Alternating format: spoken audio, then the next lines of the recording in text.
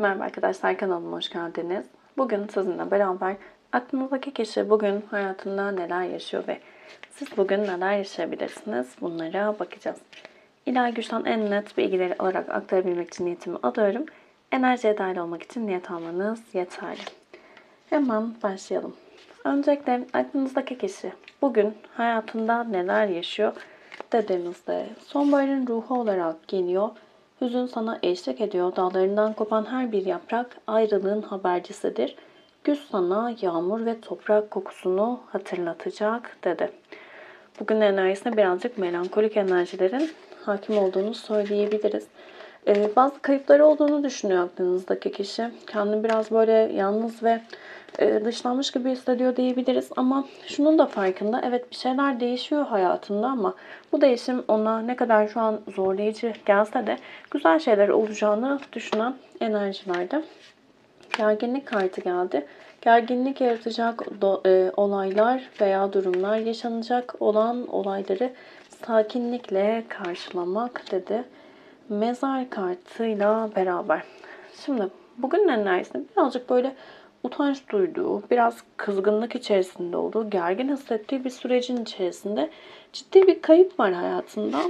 Bitmesi gereken bazı durumlar olabilir. Hayatında gerçek manada birilerini kaybetmiş olabilir. Hayatından çıkan arkadaşları ya da dostlukları olabilir. Ailesinden bazı kişileri kaybetmiş olabilir. Burada bu durum onun hayatına böyle sıkıntılı bir süreç getirdi olarak geliyor. Burada sakin kalmaya çalıştı. O negatifliği yansıtmak istemediği bir sürecin içerisinde birazcık kendini suçlayan enerjilerde diyebilirim bu konudan kaynaklı. Yani buradaki kayıp her neyden kaynaklı, ne olursa olsun daha doğrusu daha çok kendisini suçlayan enerjilerde geliyor aklınızdaki kişi. Şimdi bugün enerjisine bakalım, ayrıntılı neler yaşayabilir dediğimizde ruh hali bu şekilde. Biraz kaybetmiş hisseden, hayatından çıkan şeylere karşı üzüntü ve gerginlik hisseden enerjiler de geliyor. Bugünün aktif enerjilerinde değnek dokuzlusuyla beraber. Şimdi değnek dokuzusu korkulardan bahseder bize. Duvar örmekten ve yorgun düşmekten bahseder. Bu kişinin üzerinde çok büyük bir yük var diyebilirim. Korku yaratan bir yük var üzerinde. Belki kendisine ait olmayan sorumluluklar, kendisine ait olmayan bazı işlere kalkışmış olabilir aklınızdaki kişi. Ve bu durumdan dolayı da ciddi bir sıkıntı içerisinde geliyor. Şimdi burada o kadar çok yükü ve tasalanması gereken, yorgun düştüğü durumlar var ki daha çok şu an etrafına duvar örerek bu durumu yansıtmak da istemiyor. Kendini de bazı şeylerden de korumak isteyen enerjilerde diyebiliriz. Şu an bir ölü taklidi yapıyor ve daha çok böyle duygularımı göstermiyorum, hiçbir şeyle ilgilenmiyorum havasında olsa da şu şekilde bir taraftan da gözetleme, öğrenme isteği içerisinde olduğunu söyleyebilirim. Bu durumda daha çok sadakat ve güvenle alakalı. Yani ne kadar işte kalbindeki kişi ya da arkadaşları da olabilir, hiç fark etmiyor. Ailesi olabilir. Ben sizinle ilgilenmiyorum, kendi iç dünyamdayım, çok da sizi yaklaştırmak istemiyorum dese de bir taraftan da ya sen orada hala benim arkadaşım mısın, işte hala sevgilim misin, hala işte güvenebileceğim bir kişi misin diye düşündüğü bir durumun içerisinde diyebilirim. Yükü ne? Bunu soralım. Kupa altılısı çocukları olabilir bu kişinin. Ya da bazı çocuklarla ilgili sorumluluk almak. Şimdi kendi çocuğu yoktur ama işte hayatındaki kişinin çocukları vardır. Bu kişilerle, durumlarla ilgili sorumluluk alma durumu olabilir. Ya da kendi ailesindeki bu tarz işte yeğenleri olabilir, kuzeni olur vesaire. Çocuklarla ilgili bir durumu olabilir yük olarak aldığı. Ya da geçmişteki o özlem duygusu, geçmişte yaşayamadığı bazı şeylerin yansımasını fark etmeye başladı. Yaşadığı bir sürecin içerisinde olabilir. Bu genel manada kendini biraz soyutlayıp duvar ördüğü bir sürecin içerisinde bir taraftan da sadakat ve güveni sorgulayan enerjilerde. Neden bu durumun içerisinde dediğimizde. Şimdi burada şöyle söyleyebilirim. Aslında değnek kartları çok geldi. Şimdi değnekler tutkulardan bahseder bize. Şimdi değnek şövalyesinde sabırsızlıktan ve biraz sıkıntılı süreçlerden bahseder. Fırtınalı bir süreçten bahseder. Geçmişte yaşadığı bazı şeylerle ilgili ciddi şekilde özlem içerisinde olan bir aklınızdaki kişi var. Yakın geçmişte de birazcık bunu hissetmiş diyebilirim. Vicdan ve merhamet kartıyla. Bir kart daha alacağım. Kupa Aslı. Başlangıçlarla ilgili. Yani aslında sevgiyle başlamak istediği, böyle beklenmedik bir anda gelen bir aşk olabilir, hayatın anlamını fark etmek olabilir ya da sevgiyle yapılacak bir adım, atılacak bir adım, başlangıç olabilir. Bu konuda yanlışlar yapmış olabilir, bu konuda birazcık ters adımlar atmış olabilir aklınızdaki kişi yakın geçmişte. Ya da geçmişte böyle bir fırsatı elde etmişken, böyle kalpten güzel bir başlangıç yakalamışken bunu devam ettirememiş. Burada yanlış duygu düşüncelerle ya da yanlış davranışlarla bu durumu, güzel başlayacak olan bu durumu biraz fırtınalı bir sürece doğru çevirmiş olabilir ve daha sonrasında da zaten bununla ilgili vicdan yaptığı bir süreç oluşturmuş diyebiliriz. Bu durumun sonunda ne olur, neler getirir hakkınızdaki kişiye dediğimizde, şimdi artık bazı şeylerin bitmesi gerektiğinin farkına varacağım bir süreç olacak ve idrak ve aydınlanma, kavuşma kartı geldi. Çok güzel geldi aslında. Bitmesi gereken ne, bunu soralım. Şimdi aslında istediği yakın geçmişte kavuşmak ve aydınlanmayla beraber kavuşmak. Ne bitmesi gerekiyor, ne ölüp çıkması gerekiyor? Bir kart daha alacağım. Şimdi kupa dokuzlusu geldi. Kupa dokuzlusu evet hayallerden dilek kartıdır ama hayallerden bahseder, isteklerden bahseder bize ama bu güzel anlamının yanı sıra şöyle bir durum da vardır. Şimdi kupa dokuzlusunda bakın burada bekleme enerjisindedir. Oturur, istiyorum gelsin, istiyorum olsun enerjisindedir. Ama artık kupa dokuzlusundan çıkması gerekiyor. Yani kupa dokuzlusu ne? Bekleme, istiyorum hadi olsundan çıkıp artık kupa onlusuyla tamamlanma enerjisine geçmesi gerekiyor. Bu kişinin eyleme geçmesi gerekiyor. Bunun farkına varacağı bir sürecin içerisinde olacak. Eylemsizliği bitirme durumu olacak diyebilirim. O yeni başlangıçlara kapı açamama durumunu ortadan kaldırması ve kavuşmak için adımlar atması gerektiğinin farkına varacağı bir süreç oluşacak. Buraya şöyle soralım. Bu durumun sizde yansıması nasıl olacak?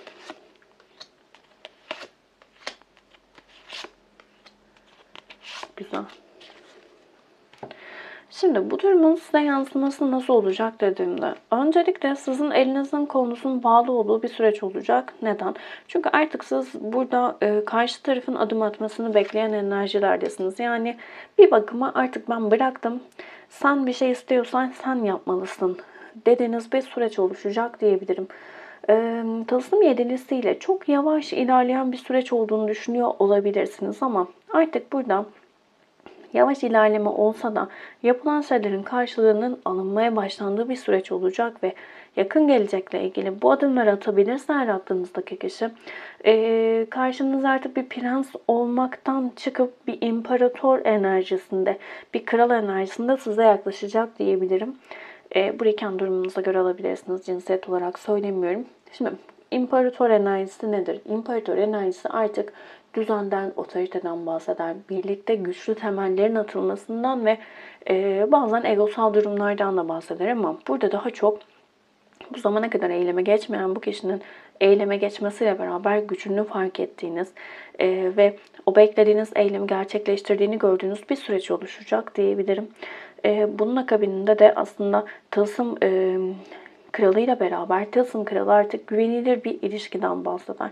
Güvenilir, sağlam, konforlu bir ilişkiden bahseder. Bu ilişki için bir adım, haberleşme, iletişim ortaya çıkacak diyebiliriz. Güzel geldi. Sizin için de güzel geldi. Umarım bu adımları atabilir. Şimdi bazıları bu adımları çok rahat atabilecek. Bazıları da tabii ki biraz daha geç atacak olabilir. Bu noktada önemli olan sizin kendi tekamülünüz doğrultusunda hissettikleriniz diyebilirim. Bazıları bu sürecin bu kadar uzamasını istemeyecek olabilir.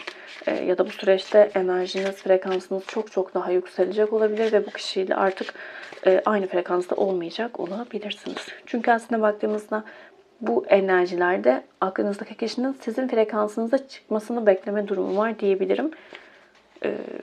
O frekansta tutmadığında da zaten ilişkiler devam edemiyor. O yüzden bitiyor ilişkiler, ya da öyle söyleyeyim. Şimdi 1, 2 ve 3 olarak kart seçin lütfen. Bugün özellikle neye dikkat etmeniz gerekiyor? Bunu soralım. Katina'dan da destek alalım bugün. 1, 2 ve 3 olarak kart seçin lütfen. Günün mesajlarını da alalım. Çok güzel bir destan ama o kadar yazıları zor okunuyor ki. Yani anlamları çok güzel, çok güzel bilgiler var içerisinde. Ancak basınla ilgili böyle biraz daha farklı olsa çok daha güzel olurmuş. Bazen okuyamıyorum, takılıyorum, okunmuyor, yazılar görünmüyor çünkü. Tamam, işte bir tane daha alalım. Yaydığım iyi enerji sayesinde çevreme hep iyi insanları çekiyorum. Hayatıma ruhumu besleyen insanları alıyorum dedi. Buna demek ki ihtiyacımız var. Yaşam bir hediye, bereket, sağlık, mutluluk, huzur, sevgi, başarı ve tüm güzelliklere kalbimi açıyorum dedik. Saçların dökülüyorsa onları sevdiğini söyle. Tenin kuruyup pul pul oluyorsa tenine onu sevdiğini söyle. Yüzün sivilceleniyor, kırışıyor, lekeleniyorsa onu beğendiğini söyle. Huzursuzsan, mutsuz hissediyorsan kalbine onun yanında olduğunu söyle. Nereni sevmeyi ve nerene şefkat göstermeyi unutursan orası sana kendini hatırlatır. Gerçekten de böyle. Yani o kadar güzel geldi ki. Hastalık dediğimiz durumda bu aslında. Hangi alanla ilgili bir sıkışmış duygu varsa, bastırılmış bir duygu varsa onun kendini gösterme durumu. Ruhun çığlıkları aslında hastalıklar. Böyle görmek gerekiyor. O yüzden umarım her zaman şifalı olursunuz ama gelen küçücük bilgileri de iyi okumak gerekiyor. Bir yerinizde bir şey varsa hemen tabii ki doktora gidin. Bu söylediğim şeyler hep tıbbi desteğe ek olarak söylediğim bilgiler. Hemen doktora gidin ama gidin. Mesela diyelim ki migreniniz var, doktora gidin. Doktor işte gereken tetkikleri yapıp tanıyı koyduktan sonra ilaçlarınızı falan zaten verecektir ama onları uygulamaya başlayın. Daha sonrasında şunu da sorun kendinize. Neden? Bende neden migren var? Benim mide bölgemde ne var da ben bunu yaşıyorum? İşte örneğin ne diyelim? İşte niye guatırla ilgili bir şey değil de mide? Burada aslında verilen bir mesaj var. Vücudunuzun size söylediği bir şey var. Bunu duymaya odaklanın. Midemde neden sıkıntı var? Neden olabilir? Sadece mide üzerinden gidiyorum. Hastalıklar için tek tek de bu anlamlar var. Hangi duygu üzerinde olduğu ile ilgili ama çok ayrıntılı bir bilgi. Kısaca yani mantık nasıl yürüteceğinizi en azından aktarabilmek adına mide nedir? Hazmetmektir. Neyi hazmedemiyorum? Hangi duyguyu bastırıyorum? Hazmedemediğim şey ne? Kabul edemediğim şey ne? Sindiremediğim şey ne? Buna odaklandığınızda mesela bu noktada o duygunun farkına verip o duyguyu da şifalandırmak için adımları attığınızda hem tıbbi destek hem bu şekilde ruhsal kendinize destekte bulunduğunuzda emin olun o hastalıkların, sıkıntılı durumların çok daha kolay bir şekilde sizden tamamıyla gittiğini göreceksiniz. Biz o kadar şey bakıyoruz hastalanınca of çok kötü şeyler oldu. Ya bundan çıkmak gerekiyor. Neyi görmeliyim? Her şeyde buna bakmamız gerekiyor. Tamam böyle bir durum var ortada. Şimdi ben burada neyi görmeliyim? Ne yapmalıyım? Nasıl şifalanıp buradan çıkmalıyım? Buna odaklandığınızda emin olun zaten bir duygunun şifalandırılması vücudunuzda birçok yerin şifalanması anlamına geliyor. O yüzden lütfen vücudunuzdaki fiziksel olarak yaşadığınız şeylerin de ne olduğuna dikkat edip o noktalara odaklanıp gereken şifayı yapmaya çalışın diyebilirim. Buradaki gibi saçlarınız dökülüyorsa onları sevin diyor. Sevdiğinizi söyleyin. Her şeyin en başında zaten sevgi. En büyük şifa sevgi enerjisidir. Bunu unutmayın. O yüzden özellikle bu her şey için geçerli. Evinize girdiğinizde evinizde konuşun. Eşyalarınızla konuşun. Her şeyin bir enerjisi var. Bunu unutmayın. Bir ortamda sürekli negatif şeyler konuşuluyorsa, bir ortamda sürekli küfürler, hakaretler ediliyorsa o enerjiler o eşyalarınıza siniyor, o eşyalarınıza hapsoluyor ve o enerjinin tekrar tekrar size yansımasını sağlıyor. O yüzden kendinize baktığınız gibi etrafınıza, eşyalarınıza, yaşam alanınıza çok dikkat edin. Bunu sadece şey olarak değil, anlamak, kendinizi anlamak adına da illa tamam destek alamıyor olabilirsiniz. Ama bakın mesela masa. Bazen öyle bir şey oluyor ki şu masanın üzeri işte kartlarım onlar bunlar ne kadar dikkat etsem de mesela çok dağınık görüntü olabiliyor. Bu noktada diyorum ki Pelin kafanda bir şey var. Önce onu bir toparla. Daha sonra etrafındakileri toparlamaya başlayacaksın. Çünkü ruhsal olarak ya da zihinsel olarak böyle dolu olduğumuzda hep bir şeylerin yanlış gittiğini bize gösterir sistem. Bak der dağınık, masan dağınık, hayatında dağınık olan bir şeyler olduğunu düşünüyorsun toparla.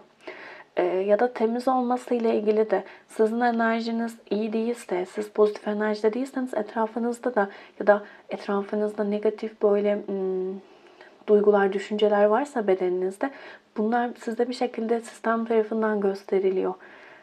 İşte o yüzden diyoruz ya yargılayıcı olmadan gözlemci olmaya odaklanmak lazım. Birinin masasında bir yığın gördüğünüzde aa ne kadar dağınık demek yerine o kişinin hayatında çözemediği, toparlayamadığı bazı şeyler olduğunu, bazı dağınık düşünceler, bilgiler olduğunu görmek önemli. Ama biz o şekilde göremeyip daha çok daha negatif yönden eleştirme yönüne, yargılama yönüne odaklatıldık ki o yüzden bunu kırmamız gerekiyor. En başta kendiniz için. Devam ediyorum. Kitaba bak kartıyla. Şu anda sorunuz ne olursa olsun cevabı bir kitapta bulacaksınız.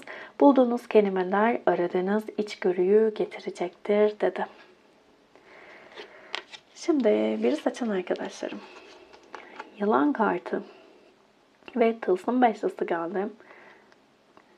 Yani şöyle söyleyebilirim. Bir seçen arkadaşlarım tılsım beşlisi sevgiden yoksun olmaktan ve şöyle söyleyebilirim değersizlikten bahseder bize. Yokluk bilincinden bahseder. Çok fazla böyle beyninizde size bunu hatırlatan konuşmalar oluyor olabilir. Ya da çevrenizde. Şimdi normal klasik tarot'ta farklı bir resmediliş vardır ama burada özellikle şunu hissettirdi. Çevrenizde, yakınlarınızda ama bu sanki hane içiniz değil ama evinizin içi değil ama evinizde çok yakın bazı kişiler sizi değersiz hissettiriyor olabilir. Size kullandığı kelimelerle, cümlelerle yanlış tarafa doğru sevk ediyor olabilir. Sizin enerjinizi sömürüyor olabilir. Bu kişilere dikkat edin. Ve değerliyim, ben değerliyim. Bu o kadar sihirli bir cümle ki ben değerliyim. Sürekli kendinize bunu söyleyin. İkiz saçın arkadaşlarım ama bugün birazcık şeyiz.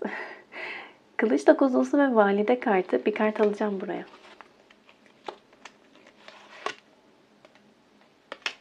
Şimdi pişmanlıklarınız olabilir. Çok kendinizi kötü hisseden enerjilerde olabilirsiniz. Özellikle iş hayatı ya da kazanç, kazanmayla ilgili. Yani bu illa iş hayatı olmasına da gerek yok ama hedeflerinizi başarmakla ilgili, zafer kazanmakla ilgili pişmanlıklarınız olabilir. Bunun en başında anneyle diyaloğunuzla ilgili bir sıkıntı olabilir. Anneden, dişilikten, dişil enerjiden kaynaklı bir durum olabilir. Buna bakmanızı tavsiye ederim. Bunun yanı sıra hayatınızda böyle bir döngü olabilir.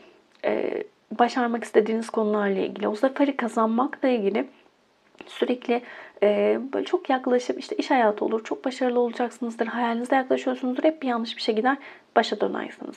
İşte evlilik istiyorsunuzdur, hep böyle güzel başlar, sonuna gelmeden biter. Vesaire vesaire her konuda bunu algılayabiliriz, alabiliriz.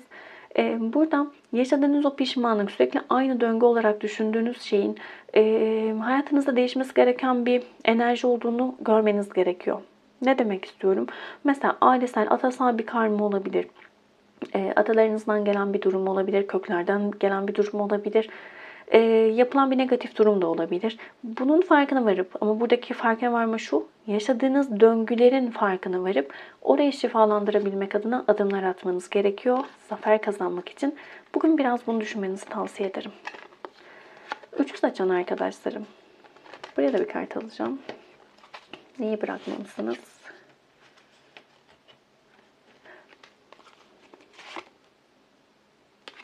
Evet. Şimdi burada bazı sizi desteklemeyen, hayatınıza katkısı olmayan bazı şeyler var. Bunları geride bırakmanız gerekiyor. Bunlar ne dediğimde hayallerinizle ilgili bazı konularda güzel değerlendirmeler yapmanız gerekiyor. Şimdi değnek üçlüsü ve kılıç altılısı geldi. Kılıç altılısı size hizmet etmeyen bazı şeyleri geride bırakmaktan bahseder. Aile olabilir, fikirler olabilir, arkadaş ortamı olabilir, düşünceler olabilir, her şey olabilir. Ama burada ne dediğimizde, bırakmanız gereken şey ne dediğimizde, hayallerinizle ilgili bazı hayalleri kurarken, ya hayal kurmak bile ya da mesela Theta Healing'de diyoruz ki en iyi ve en yüce şekilde. Bu ne demektir aslında? Rabbim ben iyiyi güzeli bilemeyebilirim ama sen bilirsin benim için en iyi ve en güzel olanı. O yüzden bu cümleyi kullanırız, bu kelimeleri kullanırız ki istediğimiz şeyin hayırlı bir şekilde bize dönmesi için. Şimdi bir insan vardır, çok para istiyorum der, çok para istiyorum, işte bana para gelsin, bana para gelsin der. Evet ona para gelir ama öyle bir şey olur ki mesela Allah korusun ama sıkıntılı bir kazalı bir durum olur. Oradan bir para gelir. Evet para gelmiş midir? Gelmiştir. Ama o paranın artık o dakikadan sonra kişiye çok da mutluluk getirme durumu olmayabilir. Mesela örnek olarak istemek çok önemli. İstemeyi bilmek çok önemli. Ama mesela para için Rabbim en iyi ve en yüce şekilde para gelmesini istiyorum dediğinizde örneğin işte iş fırsatlarınız artar, gelirleriniz artar vesaire. Yani demek istediğim hayallerinizin ne olduğunu ve karşılığının nasıl geleceğini çok iyi bilmeniz gerekiyor. Takılıp kaldığınız, hayaliniz olduğunu düşündüğünüz ama aslında size mutluluk getirmeyecek bazı şeylere takılıp kalmış olabilirsiniz. Bu yüzden bunlara biraz dikkat etmeniz gerekiyor. Burada şunu da söyleyebilirim. Belki de hayal gibi gördüğünüz, olsun istiyorum dediğiniz şey sizin şu anki güvenilir alandan çıkmanıza engel olmak için bir bahane. Biraz uzun oldu, umarım anlatabilmişimdir. Yani diyorsunuzdur ki mesela partner için diyelim. Bir sürü sıkıntılı bir durum vardır. Aslında bırakılması gerekiyordur mesela. Ama siz diyorsunuzdur ki hep kafanızda ya bak bunu yaptı ama işte bak şöyle bir durumdan kaynaklı yapmış olabilir. İşte bana hakaret etti ama işte o gün kızgındı. Bana şunu yaptı ama bak işte hep bir aklama, hep bir polyanlıcılık diyelim. Gerçeği görmek ya da niyet etmek, istemek ayrıdır. Polyanlıcılık o farklıdır. O görmemektir. O görüp değiştirmemiz gereken şeyleri görmemek adına yaptığımız şeylerdir.